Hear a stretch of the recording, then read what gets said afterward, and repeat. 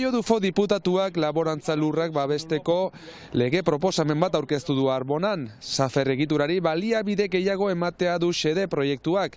Jada askoren oneritzia jaso duen lege proposamena apirilean iritsi beharko litzateke legebiltzarrera. Arratsaldeon ikusentzuleok eta Maulen ere egongo gara gaurko saioan. Xuxenka denda berria ezagutzeko 11 laborarik modu kolektiboan bere mozkinak saltzea xede duen denda eta filosofia ere bai. Piarres Aintzarten filosofian ibiliz liburua ezagutuko bai dugu gaurko saioan. Ez galdu?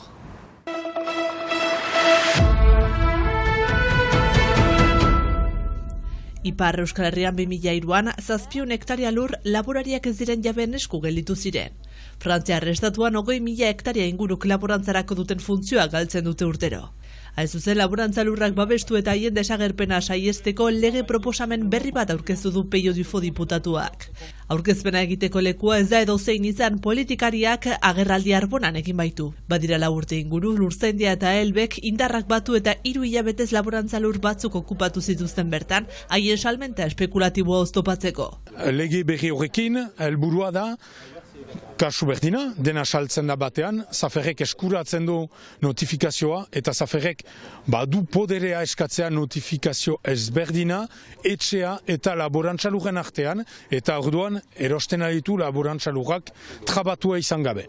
Jabeak prozedura hori oztopatzeko aukerarik ez luke izango, baina salmenta orokorra bertan bera uzten alko luke. Bakidezake azkenean ez saltzea, baina ez bada saltzen, ez da espekulazionerik gertatzen, eta orduan azken finean aterabide bat da hala ere, eta bai, hori da hala ere gehienetan saldu nahi dutenek saltzen dute, norbait laborari bat hiltzen bada, edo etxe bat saltzekoa bada, ez dakit nik anaiarreben artean barimada eta salduko da. Baina horrek ere prezioak apalaraziko ditu eta laborarientzat aterabide hon bat da lugorien laborarientzat egoiteko. Orain arte Oiartzununak lortu ditu lege proposamenak baita Lurzaindia eta Elbe sindikatuaren baitan. Ukanen dugu, ez da irabazia, hori badakigu, errealista gira, baina lege proposamen hori esker hala ere arma gehiago badugu eskutan eta borroka hori irabazteko edo borrokatzeko betaren. Eta ere plaza egiten dauku, fiskat, komplementarite de lut, teoria hortan edo, guk egin dugu mobilizazioa, ekintza batzu egin ditugu, hemen irauntzen ez dakit somat egun, jendia, dintziren herritako ordezkariak, okupa luzea izan zen, jendea iniz pastu da, eta hor ikusten dugu, entzuna izan dela, oiu hori, eta beste borroka molde batek, deputatuak ematen duena, eta lege aldaketa, eta hori ere, beharrezkoa dena, hori esker, guk egin dugu bi urratx, eta horrek eginen dugu beste bat, eta sentsu honeak goazela. Magiz Kasono Lurtzaindiako lehendakariak ere neurri proposamena txalotu du eta begi ona ez ikusten du erantzun zehatz bat ematen diolako laborantza lurrek bizitzen duten gaur egungo problematikari. Jakin behar da Euskal Herrian 1970ean 8.500 etxalde bazirela, gaur egun ordea 3.800 inguru daude. Jean-Claude Serjean, Safer laborantza lurrak kudeatzeko egiturako kidearen hitzetan, lege proposamen honek nahiz eta ez duen arazo guztia konponduko aintzinamendu bat irudikatzen du. Hala ere, bere hitzetan, Safer egiturak baliabide gehiago eduki beharko lituzke laborantza lurrak babesteko. Ensuite, sur le contenu, c'est un plus, ça va être un plus, qui fera pas tout, sans tout le monde en a conscience, qui fera pas tout. Peio Duforen lege proposamena apirilean iritsi beharko litzateke Asamblea Nazionaleko hemiziklora.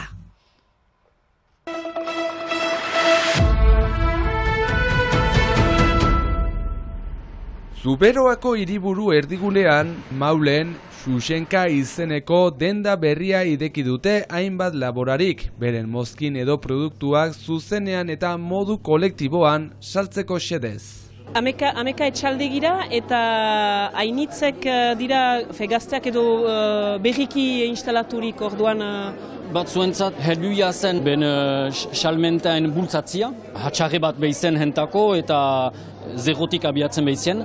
Eta beste zumaitentako, ene kasia adibidez, da salmenten bibilkatzia eta denboa gutiago igaitia bidin. Denda lankarga arindu eta salmendak emendatzeko bide bat ere bada. Kasu hanitzetan bakarkagutzak gue txaltetan, gue sokun, usin esku kaldu mentxiane eta holako dinamika batek lana aizatzen ahaldik, lana kolektiboki lana jamaiteko abantaila bat izaiten ahalduk eta hoi ginen txerkatzen bai.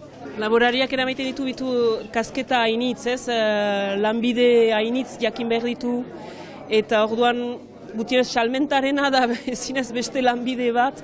Elkarrekin eramaitea da bakoitzak bere kompetenzienkin eta hori muturizatzea, eta ikusi dugu hor azken denboretan bakoitzak hartzen altzuela bere bizkarrean ardura bat, besteak ez zeruena hartzen, eta osatu dugu hola poliki. Bertan bildu diren laborari denak ekoizle txikiak dira, kalitatezko mozkinak sortzen dituztenak, idoki labelaren pean direnak.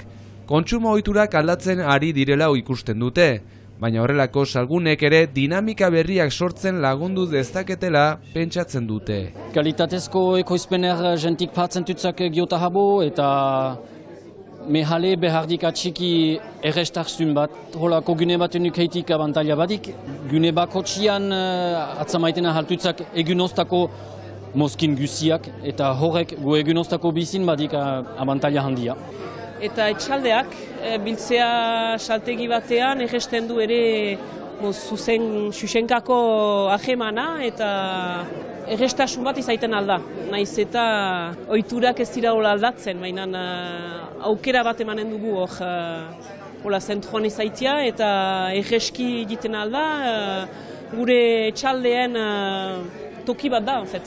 Denda asteartetik ostiralera goiz eta arratsaldez egongo da irekia, larun batetan edo neska egunez goizez bakarrik, eta igande zein astelenetan etxia egongo da. Xuxenka denda berria beraz, bertako eta kalitatezko mozkinak kontsumitzeko gune berri bat, gure landa eremu eta laborariak bizierazten jarraitzeko.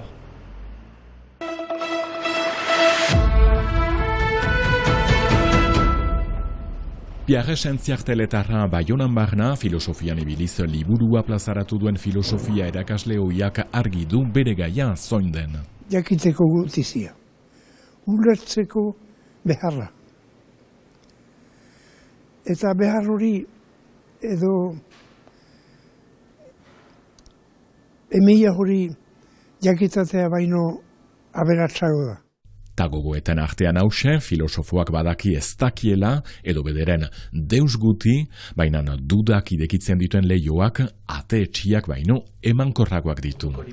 Lan berrian, Ipar Euskal Herrian agertu zen jansenismoa molde sakonean johatzen du ere. Gauzak inarroski zituen. Zekarri duen bizi bortiz bat, gure haur demoran bekatua, otoitza, penitentzia, infernuaren meldurra, indar horiek ziren nagusi, eta nik uste dut, ene baitan bizi guzia eraman dut, giza batez, libratzeko, baina ez dut damurik zenta bizi bortitz horrek indar bat eman daut ere. Chomsky, Lévi-Strauss, Deleuze. Indarra amamintzaira bizi eta edatzeko, eletarrunen ustez euskarak denentzat balio baitu, filosofia lantzeko ere bainola ez. Hiztegiari buruz, hitzeri buruz, hitzak beste hiztegietan hartzen ditugu, grekaera, latina, frantsesa, espainola. Baina gero perpausak nola moldatu, perpaus luzeak delako subordone, ez dakit eskoraz nola heldu den, ez zait heldu izena. Eta aditza behar da jakin, eskola batuko aditza. Baina uste dut eskola gai dela filosofia sartzeko, ez da dudarik. Eta preseski hori sakontzeko maiatz argitaletxearen inguruan, filotxoko, gogoeta bilkurak apailatzen dituzte noiztenka Baionan, biltxokon, euskaltzalean bilgunean.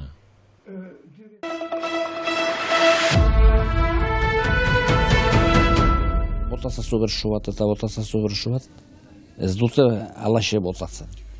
Michel Aire, Salvador Bigarrena bertsolari eta hartzaina hilda gaur 80 urterekin. Salvador bertsolariaren eta Leoni Etxebarrenen semea. 23 urterekin zapaldu zuen lehen plaza, aitarekin hasi zen bertsotan. 5 urtez bizi izan zen Kalifornian, Artzain eta Ameriketan bakarrik bertso sorta saritua idatzi zuen bertan. Euskal Herrira itzuli zenean hainbat bertsolari txapelketetan parte hartu zuen. Euskal Herriko txapelketan 3 aritu zen eta Nafarroako txapelketa 3 irabazi zuen. 1980an Lesakan, 85an Leitzan eta 88an Iruñean. Lapurdi, Nafarroa Berea eta Zuberoa batzen dituen Xilaba txapelketan berriz 2 aldiz aritu zen 2008an eta 2010an. Urte hartan utzi zuen plaza. Urepeleko Artzaina eta bertsolaria zen aita bezalaxe. Ehorzketak larunbatean izanen dira goizeko 11etan Urepelen.